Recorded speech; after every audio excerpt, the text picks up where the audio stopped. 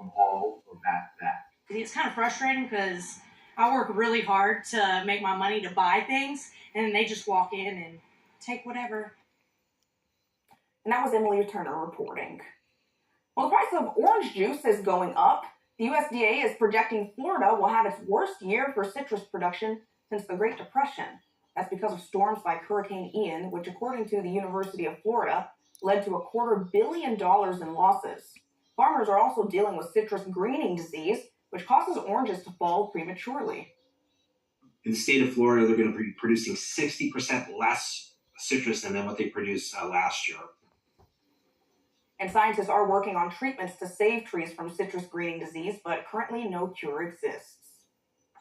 The U.S. Centers for Disease Control and Prevention is warning people about the rising threat of a drug-resistant bacteria. CDC officials say the bacteria is called Shigella, and infections from it can cause a fever, abdominal cramping, and other serious stomach problems. While it usually affects young children, the CDC says it has started to see more infections in adults. The agency says there are limited treatments available for these particular strains.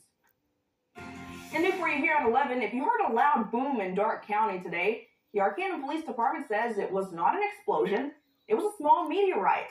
Take a look at the picture the department posted to social media. Witnesses told police they saw the meteorite fall from the sky and hit the ground near the football stadium. NASA says when a meteoroid survives a trip through the atmosphere and hits the ground, it is called a meteorite.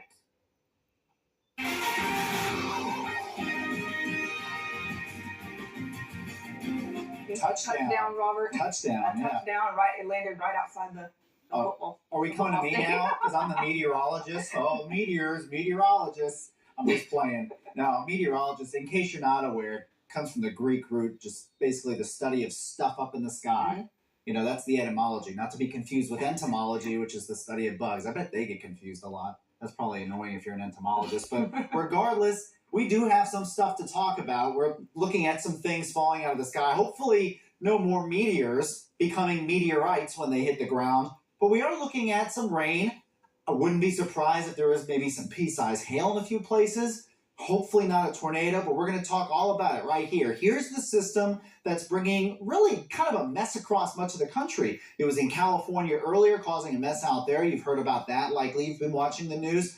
And Tori and I were actually looking at some social media imagery on social media today from West Texas, the Texas South Plains and Lubbock. She's from Texas. I moved here from Texas, and I'm not from there originally, but it was the dustiest I've ever seen out there in Lubbock. In fact, when the sun was setting, it looked like Tatooine or something. If you're a Star Wars fan, it just looked very orange and red. It was, or Mars, I guess you could say. It makes maybe a better reference. But regardless, it was so dusty out there as this storm was pushing through, and it is coming close to us. Now, what is it going to do to us? It's going to bring some rainfall. It's going to bring the chance. Well, it's going to bring some thunderstorms. It's going to bring the chance for an isolated strong storm or two. Not expecting widespread severe weather, but we are expecting the chance of a strong storm or two. We're expecting the chance of thunderstorms regardless. I already mentioned tomorrow is going to be fairly windy with some pretty decent wind gusts and could be a little bit hazardous to travel at times. Now, let's take a look at the wind speed first. Not so bad overnight, but then as we push into the morning tomorrow,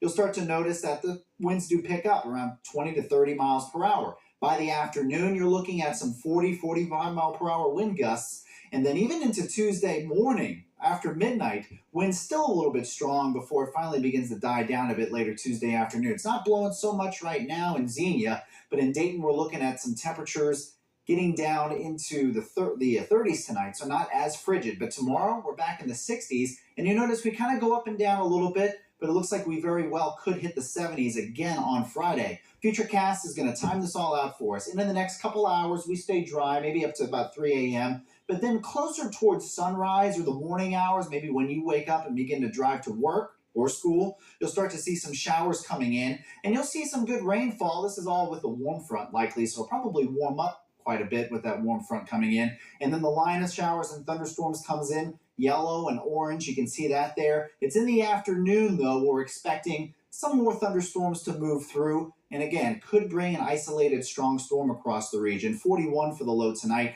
And you can see into next week, we actually have a couple days with some rain. Friday's the next system we're looking at. Could bring a little bit of rain and snow. But to get more information, what we can expect tomorrow morning, make sure you tune in to News Center 7's Daybreak Edition. Kirsty Zontini, she'll be there at 4:25, and she'll have the latest to help you plan your day tomorrow because it's going to be a bit wild with wind, rain, a couple boomy thunderstorms, but hopefully no instances of severe weather, but we could have a few strong storms. All right, thank you, Robert. People in East Palestine are still worried about toxic chemicals 3 weeks after a train derailment spilled them into the air and water. A response from the EPA and the White House.